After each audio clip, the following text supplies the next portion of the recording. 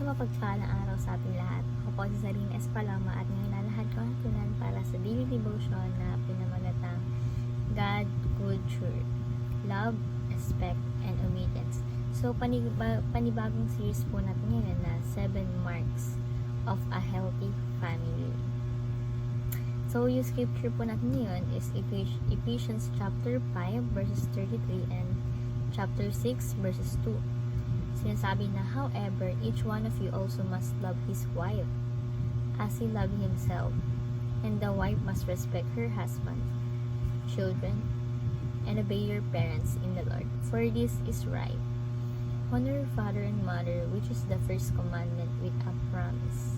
Tagalog naman po, ngayon pa man dapat ibigin ng bawat isa sa inyo ang kanyang sariling asawa, gaya ng kanyang sarili, at igalang ng babae ang kanyang asawa. Mga anak at mga magulang, mga anak, sundin niyo ang iyong mga magulang sa Panginoon, sapagkat ito'y matuwid. Igalang mo ang iyong ama at ina, ito ang unang utos na may pangako. So yung teaching natin ngayon, or yung katuruan is number 1, God is designer of a godly family. So si God, ang gusto niyang design sa family is maka-Diyos, no? Kapag tinanggal mo si God sa family, is mawawasak. Kasi kumbaga walang Panginoon na gumagabay sa inyo, ganyan. So lalo na kapag ang Diyos is hindi natin center of the family, magulo, no? So ang Diyos ang center of the family natin, and gusto niya is maayos na pamilya. And of course, si God ang design ng family kasi si Lord ang source natin, no? So, God is a designer of godly family. Next is, parents are the stewards of godly family. So, gusto niya ni God na yung family natin is godly, no? And ang unang inaayos ng Diyos sa isang pamilya is yung mag-asawa. Diba?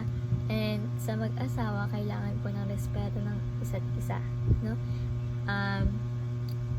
Diba? Si Jesus is nagpapasakop siya sa church, diba? Gawin din po, no? Yung babae is nagpapasakop sa lalaki.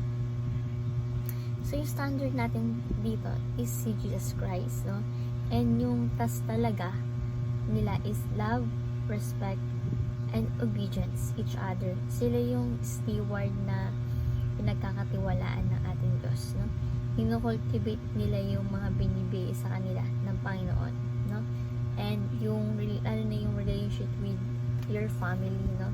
At yun ay ang kapag nangyari po yun is ayun po ang may mamanahin, no? Ng kanilang mga anak. And ang mga anak is magpapatuloy ng ganong henerasyon. So, next is children are the heirs of a godly family. So, yung anak natin, yung nagmamana ng maka-Diyos, na kultura, no, ng mga magulang, mga magulang, sila yung magpapatuloy ng maka-Diyos na pamilya. Pag sinabi maka-Diyos is family, godly family. Mayroon yung love, respect, and obedience. So, bilang application po is number 1, parents, love, and respect your spouse. So, sinasabi ko na mag-ibigan, magrespetuhan, diba? So, parents need na masettle agad yung mga problema sa pamilya. Kasi, kayong mga parents is steward, pinagkakatiwalaan ng Diyos, no? Tagapaglat ng relasyon na pinagkatiwala. So, yung mga asawa nyo is binigay po yan ni God. So, dapat lang po na pagkaingatan natin, no? Kasi bigay yan ni God.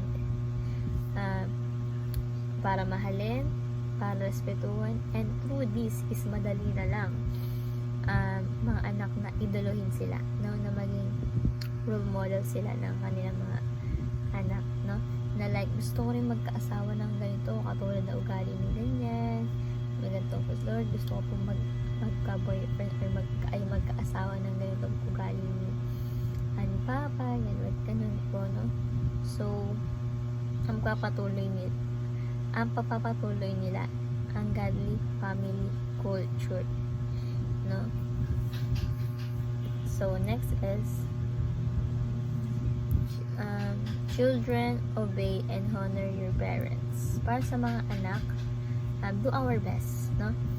Sinasabi dito na kapag di mo nire-respeto yung magulang mo, ang ganti niyan is yung maging anak mo, doon mo mararanasan yung sakit, no? So hanggat meron po tayong magulang, is irespeto at igalang po natin sila, no? Kasi hindi naman po habang buhay nandyan sila, no? Hindi habang buhay kasama natin sila. So we need to respect and obedience, and syempre love, no, sila, ating pamilya.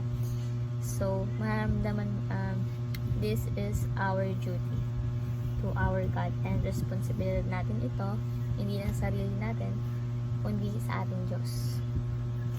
And lastly is all members forgive and be gracious. So sa lahat ng member ng family natin, matuto tayong magpatawad, matuto tayong maging gracious.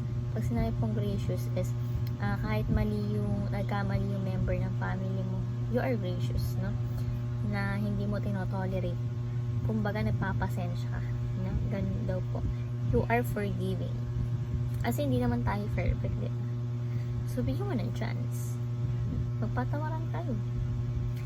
Di ba? Mas masaya yung wala kang galit sa puso mo, wala kang galit, no? Happy lang. So kahit gaano pa kalaki ang kasalanan, ang goal natin is maibalik yung family sa original na intention ng Diyos. So all members forgive and be gracious. So ayun lamang po ang natutunan sa daily devotion. Naway natutunan tayo, major sa iba, at syempre ma-apply sa ating buhay. So ayun lang po, thank you po sa pakikinig at God bless po sa ating lahat.